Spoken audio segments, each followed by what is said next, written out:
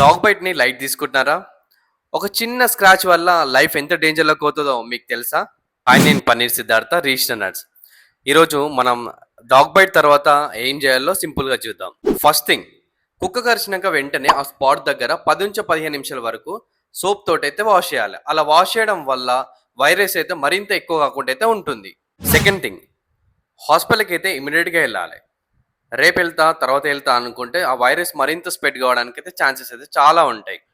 Doctor చెప్పినట్టు rabies vaccine అనేది compulsory full course వేయించుకోవాలి. ఈ కోర్స్ అనేది 5 డోసెస్ అయితే ఉంటుంది. డే 1 ఫస్ట్ డోస్ వేసుకోవాలి. సెకండ్ డోస్ థర్డ్ డే వేసుకోవాలి. థర్డ్ డోస్ 7th డే నాడు వేసుకోవాలి. ఫోర్త్ డోస్ 14th డే నాడు వేసుకోవాలి.